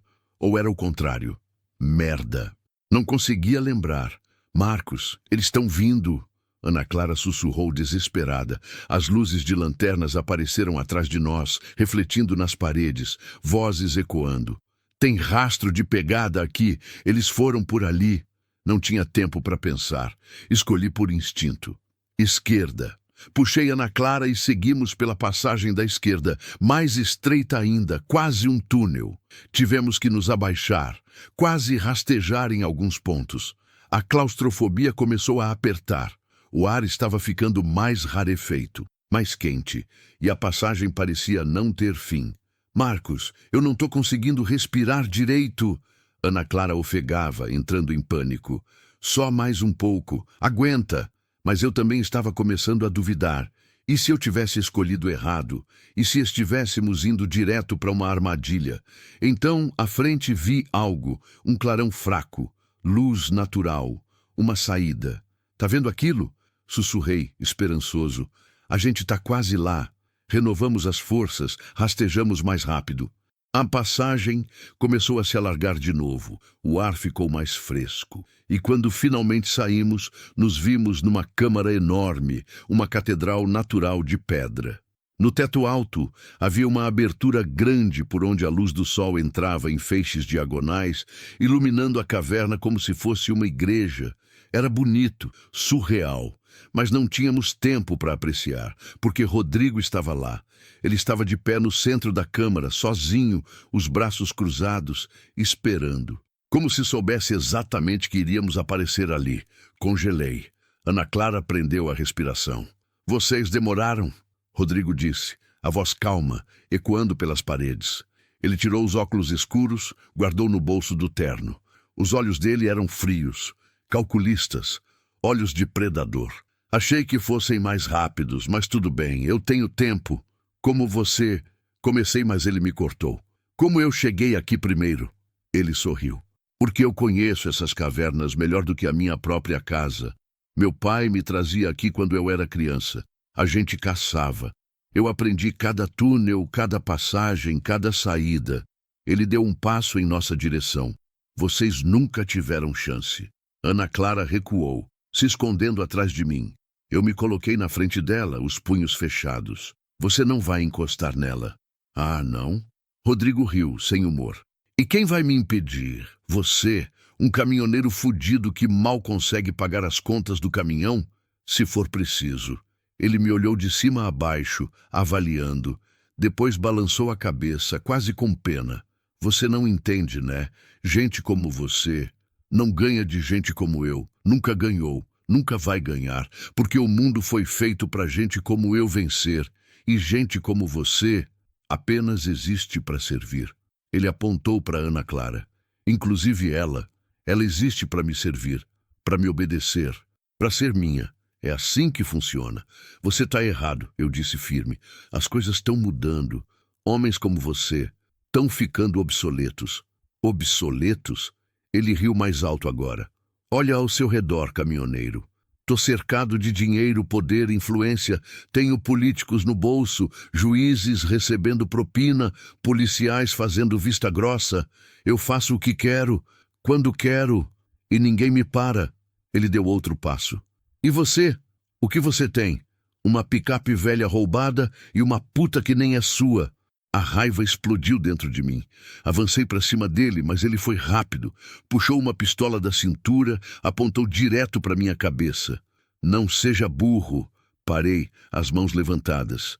Ana Clara soluçou atrás de mim. Rodrigo, por favor.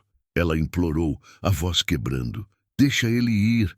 Ele não tem nada a ver com isso. É entre eu e você. É entre eu e você? Rodrigo virou a arma para ela. Agora você quer proteger ele? Que bonitinho. Tão bonitinho que me dá nojo. Ele cuspiu no chão. Você é minha, Ana Clara. Minha propriedade. E ninguém rouba o que é meu. Eu não sou sua. Ela gritou desesperada, saindo de trás de mim. Eu sou uma pessoa, eu tenho direitos, eu tenho vontade própria, e eu não quero mais você, não aguento mais apanhar, não aguento mais ter medo, eu só quero viver em paz. O rosto de Rodrigo se retorceu em fúria. Ele avançou, agarrou Ana Clara pelo braço, puxou ela com força. Ela gritou de dor. Você quer paz? Eu vou te dar paz, a paz do cemitério. Não pensei, só agi. Me joguei em cima dele, derrubando-o no chão. A arma voou longe, batendo nas pedras. Caímos juntos, rolando, socando, agarrando. Ele era forte, tinha treino, mas eu tinha raiva. Raiva de tudo o que ele tinha feito. Raiva de tudo o que ele representava. Acertei um soco no rosto dele. O nariz dele estalou, sangue jorrou. Ele gritou, mas não parou. Contra-atacou, acertando meu estômago, tirando meu ar. Caí de lado, tentando respirar.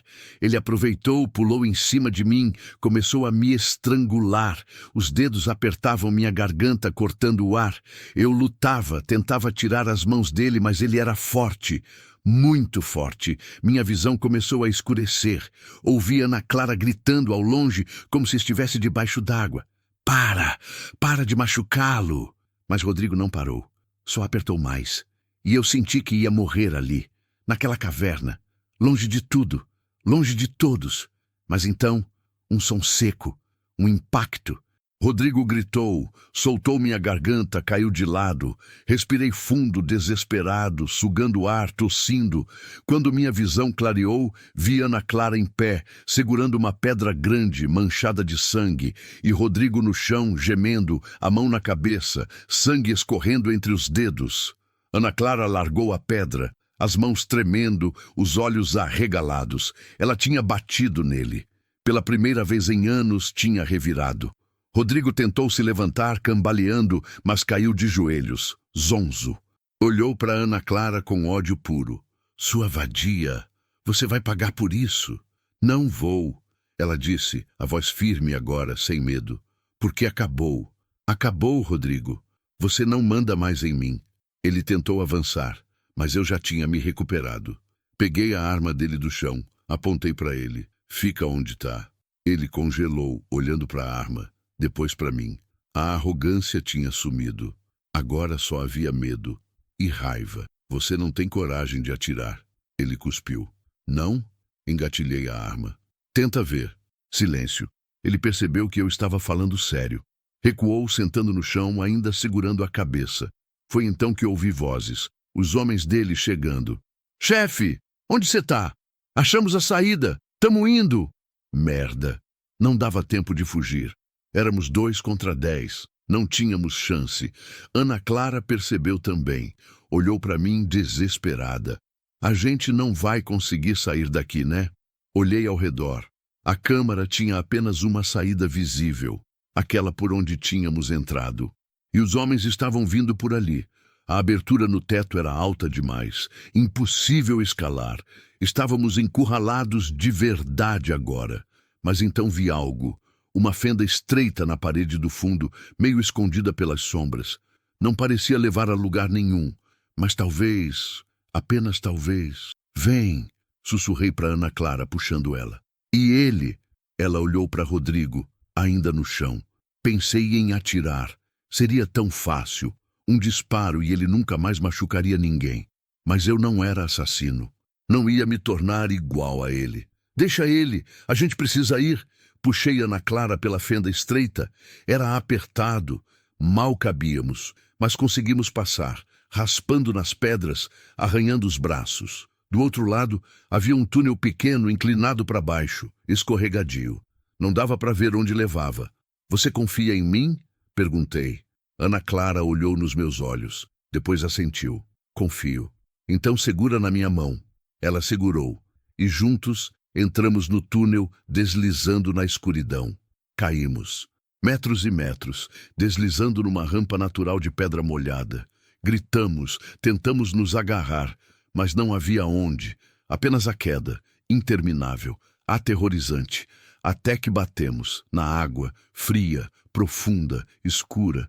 Submergimos, desesperados. Eu perdi a mão dela. Tentei nadar, mas não sabia para onde. Não via nada. Só escuridão, pânico, os pulmões queimando. Então minha cabeça emergiu. Respirei fundo, tossindo. Olhei ao redor, tentando enxergar algo. Ana Clara! Ana Clara! Tô aqui! A voz dela, alguns metros à frente. Nadei até ela. Estávamos num rio subterrâneo, correndo devagar dentro da caverna. Acima, nem sequer víamos o teto. Era escuro demais, mas eu ouvia a água correndo. E água correndo significa saída. A gente só precisa seguir a correnteza, eu disse tentando soar confiante. E se a gente se afogar? Não vamos. Mentira. Eu não fazia ideia do que ia acontecer. Mas desistir não era opção. Nadamos, seguindo a correnteza. Por minutos que pareceram horas. O frio cortava os ossos, o cansaço pesava nos braços. Mas continuamos. Até que, à frente, vi algo. Luz. Fraca, mas real. Lá! Gritei. Nadamos mais rápido. A correnteza ficou mais forte, nos puxando. E, de repente, fomos cuspidos para fora. Caímos numa cachoeira pequena, batendo num lago raso embaixo. Quando olhei ao redor, vi que estávamos fora, do lado de fora das cavernas, no meio do cerrado. O sol estava começando a se pôr, tingindo o céu de laranja e roxo. Tinham nos salvado. Ana Clara emergiu ao meu lado, tossindo, cuspindo água, mas viva. Estávamos vivos. Saímos do lago, caímos na margem, exaustos, encharcados, mas vivos. A gente conseguiu. Ela sussurrou incrédula. A gente realmente conseguiu. Olhei para ela, cabelo molhado grudado no rosto, olhos vermelhos, roupas rasgadas, mas sorrindo. Pela primeira vez, desde que a conheci, realmente sorrindo. E eu sorri também, porque contra todas as probabilidades tínhamos sobrevivido. Mas eu sabia que não tinha acabado. Rodrigo ainda estava lá fora, e homens como ele não desistem fácil. Quer que eu continue com o capítulo 8, final? Tentar novamente continue e alongue muito o próximo capítulo 8, recomeço na estrada. Ficamos ali, na margem daquele lago esquecido pelo mundo, tentando recuperar o fôlego. O sol descia devagar no horizonte, pintando o cerrado com tons de laranja, vermelho e violeta. Era bonito, do tipo de beleza que a gente só percebe quando quase perdeu tudo. Meu corpo doía inteiro, arranhões nos braços, costelas latejando, garganta ainda ardendo, onde Rodrigo tinha tentado me estrangular. Mas estava vivo. Estávamos vivos. Ana Clara estava sentada ao meu lado, abraçando os próprios joelhos, olhando para o nada. O cabelo molhado caía sobre o rosto, as roupas encharcadas grudadas no corpo. Ela tremia, mas não sei se era de frio ou de tudo o que tinha acontecido. Provavelmente os dois. A gente precisa sair daqui, eu disse, finalmente quebrando o silêncio.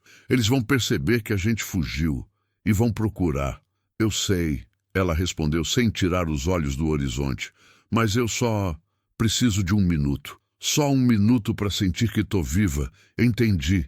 Deixei ela ter aquele minuto. Também precisava.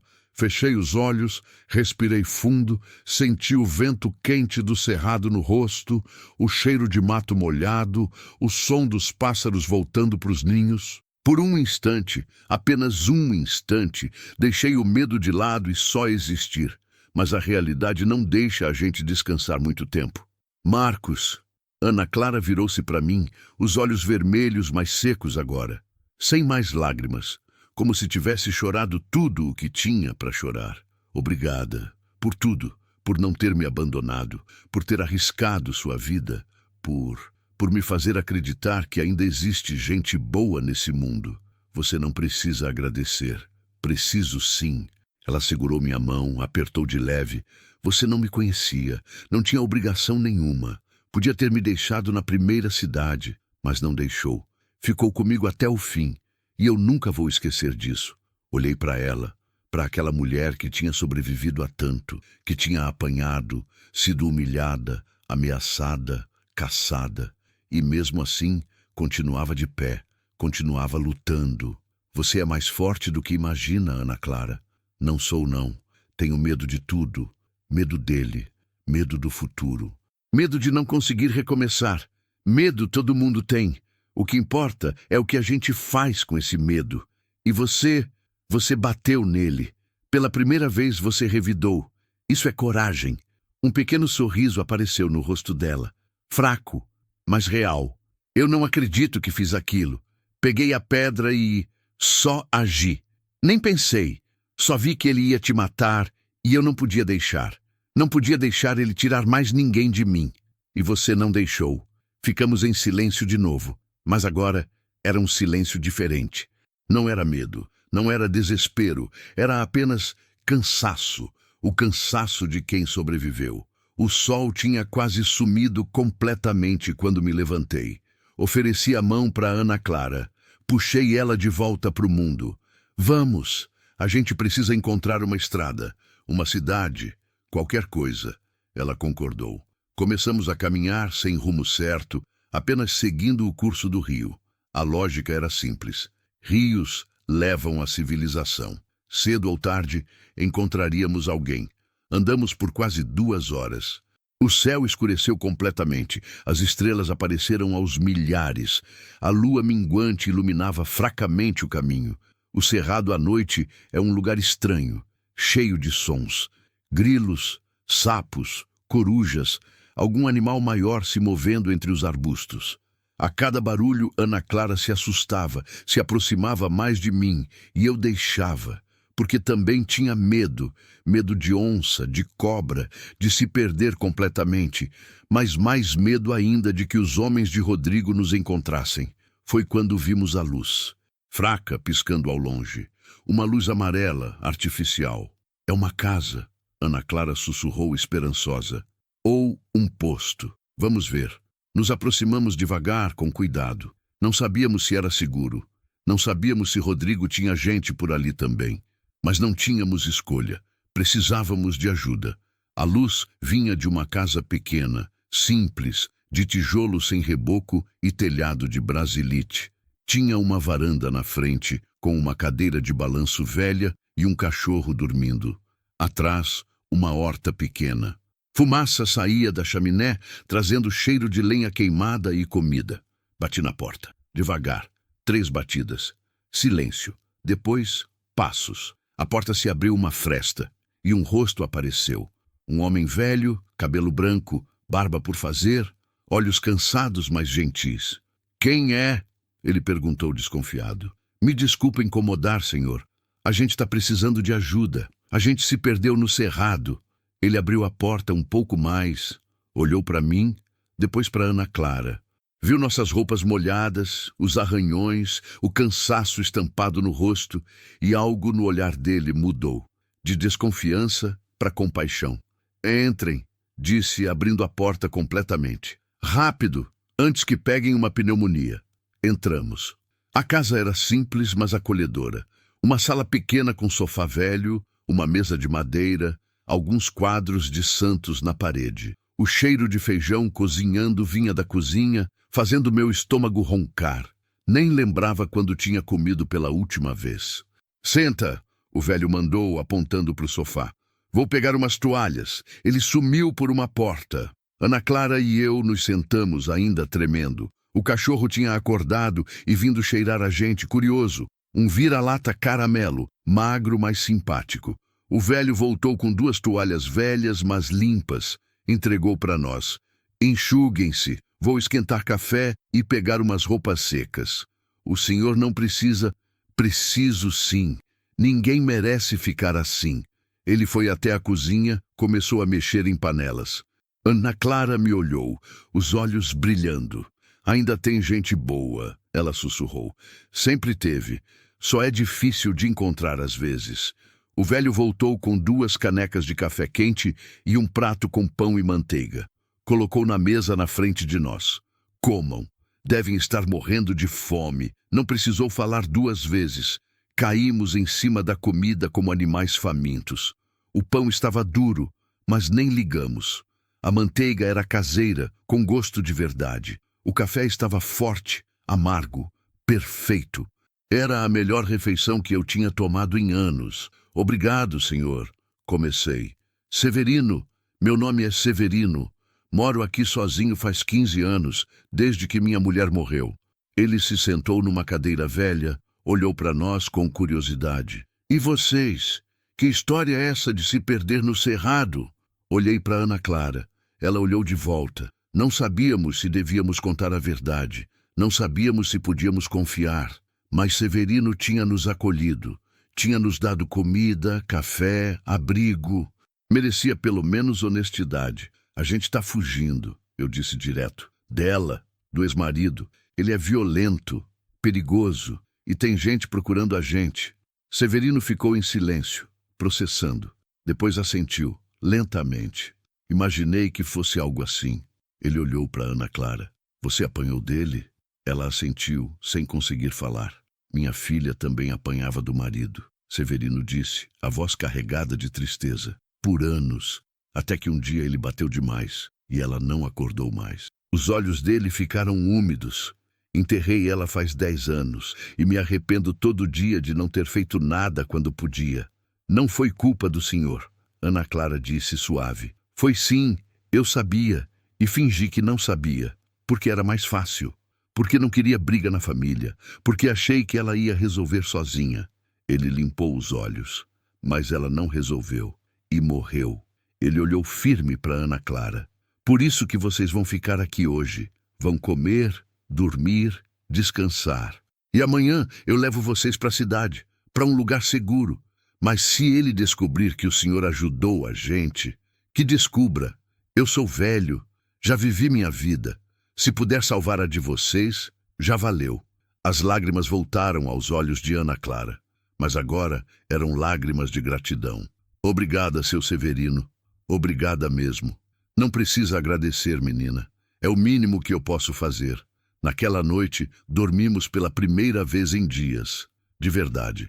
Severino nos deu o quarto de hóspedes, pequeno, mas limpo, com uma cama de casal e um cobertor de lã pesado. Ana Clara desmaiou assim que deitou, exausta. Eu fiquei acordado um pouco mais, olhando pela janela, vigiando. Mas o cansaço venceu. E quando percebi, já era manhã. Acordei com cheiro de café e pão quentinho. Levantei devagar, tentando não acordar Ana Clara, mas ela já estava de olhos abertos, olhando para o teto. Bom dia, eu disse. Bom dia. Ela virou a cabeça para mim, sorriu. Um sorriso cansado, mas verdadeiro. Eu sonhei que estava tudo bem, que eu tinha uma casa pequena, um trabalho simples e ninguém me machucava. Ela pausou. Acha que um dia vai ser assim de verdade? Vai, eu prometo. Levantamos. Fomos até a sala. Severino estava preparando a mesa com café, leite, pão, queijo, doce de leite caseiro. Quando nos viu, sorriu. Dormiram bem? Melhor do que em meses, Ana Clara respondeu. Ótimo, comam bastante.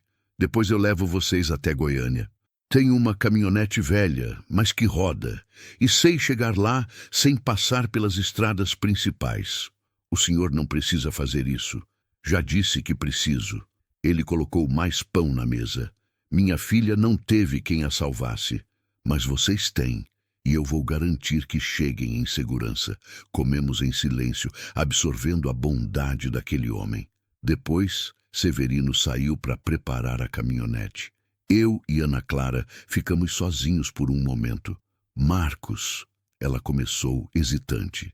Quando a gente chegar em Goiânia, o que você vai fazer? Como assim? Você vai embora? Voltar para a estrada? A pergunta me pegou de surpresa. Não tinha pensado nisso. Em tudo o que tinha acontecido, não tinha parado para pensar no depois. Eu não sei, admiti. Meu caminhão tá lá no povoado. Minha vida tá na estrada. É tudo que eu conheço. E é tudo que você quer? Olhei para ela. Para aquela mulher que tinha entrado na minha vida por acaso, mas que tinha mudado tudo. Que tinha me feito sentir algo além de vazio, que tinha me dado propósito. Não sei mais o que eu quero, confessei. Antes, a estrada era o suficiente. Era tudo. Mas agora eu não sei se é. Por quê? Respirei fundo. Porque você me fez lembrar o que é ter alguém, o que é se importar, o que é lutar por alguma coisa além de apenas sobreviver. Os olhos dela ficaram marejados. Eu também, Marcos. Você me fez lembrar que ainda sou gente, que ainda tenho valor, que ainda mereço viver. Ficamos em silêncio, olhando um para o outro.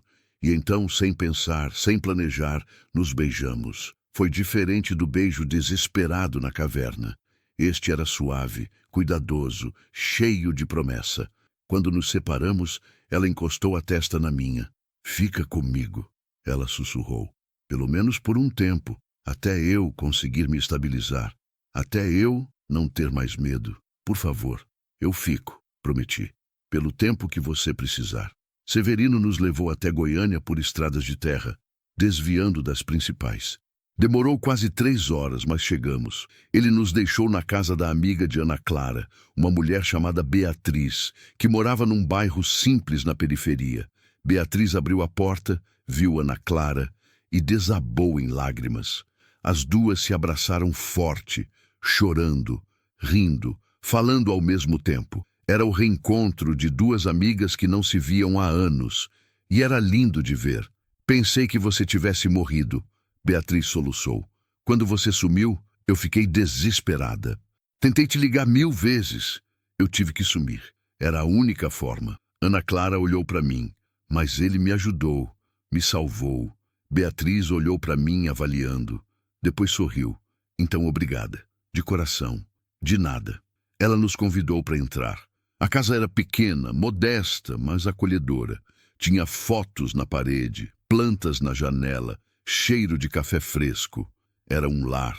Algo que Ana Clara não tinha há muito tempo. Severino se despediu pouco depois, mas não sem antes fazer Ana Clara prometer que ia se cuidar. Ela prometeu. E ele foi embora, de volta para sua casa solitária no Cerrado. Mas eu sabia que ele tinha ido mais leve, porque tinha feito o que não conseguiu fazer pela filha. Os dias seguintes foram estranhos. Ana Clara ficou em casa tentando se recuperar, física e emocionalmente. Beatriz cuidava dela, conversavam por horas, choravam juntas, riam juntas, e eu ficava por perto, ajudando no que podia. Consertei a porta que estava caindo, arrumei o chuveiro que vazava, pintei uma parede que precisava. Pequenas coisas, mas eram coisas que me faziam sentir útil.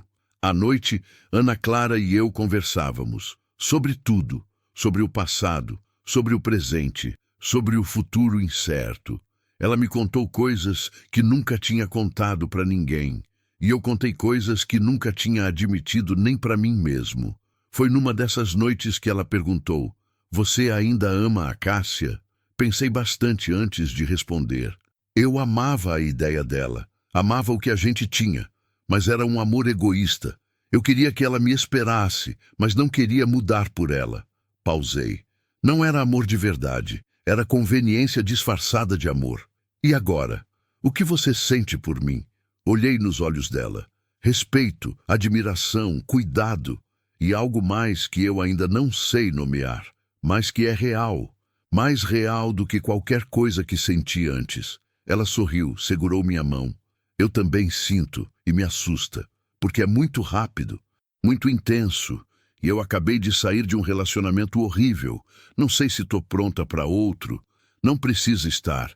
A gente não precisa ter pressa. Podemos ir devagar, um dia de cada vez.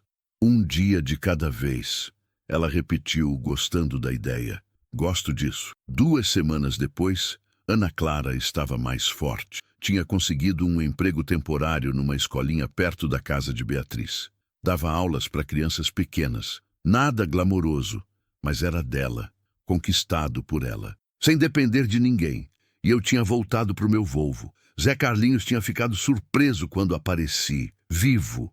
Disse que tinha ouvido rumores de que eu tinha morrido nas cavernas, mas não tinha. E tinha vindo buscar meu caminhão.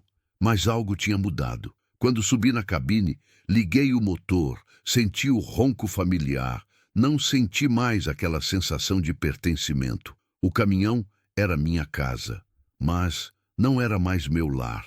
Meu lar estava em Goiânia, numa casa pequena, com uma mulher que ainda tinha medo, mas que todos os dias lutava para superá-lo. Então tomei uma decisão. Vendi o caminhão. Foi difícil. Era parte de mim, minha vida inteira, mas também era minha prisão. E eu estava cansado de fugir. Com o dinheiro da venda, comprei uma casa pequena em Goiânia, perto de onde Ana Clara trabalhava. Arrumei um emprego numa transportadora, trabalhando no administrativo. Nada de rodar, nada de solidão. E pela primeira vez em 20 anos, eu tinha um lugar para voltar. E alguém me esperando. 6 meses depois, eu e Ana Clara estávamos sentados na varanda da casa, tomando café, vendo o sol nascer. A vida não era perfeita. Ela ainda tinha pesadelos às vezes. Ainda se assustava com barulhos altos. Ainda olhava por cima do ombro quando saía na rua. Mas estava melhorando, dia após dia. E Rodrigo? Nunca mais ouvimos falar dele. Beatriz disse que tinha ouvido rumores de que ele tinha se mudado para São Paulo, fugindo de problemas com a justiça. Ou talvez estivesse na cadeia. Não sabíamos. E não queríamos saber. O passado era passado. E o futuro? O futuro era uma estrada aberta, sem mapa, sem destino certo. Mas dessa vez não estava rodando sozinho. No que você está pensando? Ana Clara perguntou, encostando a cabeça no meu ombro. Em como a vida é estranha. Como um encontro casual pode mudar tudo. Não foi casual, foi destino. Você acredita em destino? Agora acredito. Ela sorriu. Porque se não fosse destino, você não teria parado naquele dia. E eu não estaria aqui. Talvez você esteja certa. Ficamos ali, em silêncio, vendo o sol iluminar a cidade. E pela primeira vez em muito tempo, eu me senti em paz. Não tinha mais estrada para rodar, mas tinha um lar para voltar. E isso era mais do que suficiente. Fim. A estrada nunca cruza 2 vidas por acaso. Às vezes, ela junta quem precisa ser juntado, quem precisa salvar e quem precisa ser salvo. Marcos tinha passado 20 anos rodando sozinho, fugindo da solidão dentro da solidão. Ana Clara tinha passado anos presa num casamento que quase a matou. Mas naquele dia, numa estrada qualquer do Brasil profundo, eles se encontraram e se salvaram. Não com grandes gestos, não com heroísmo de filme, mas com pequenas escolhas, com coragem nos momentos certos, com a recusa de desistir um do outro. Porque no final é isso que nos salva, não a estrada, não o destino, mas as pessoas que decidem ficar. Mesmo quando é difícil, mesmo quando é assustador, as pessoas que decidem que você vale a pena e que merecem que a gente fique também.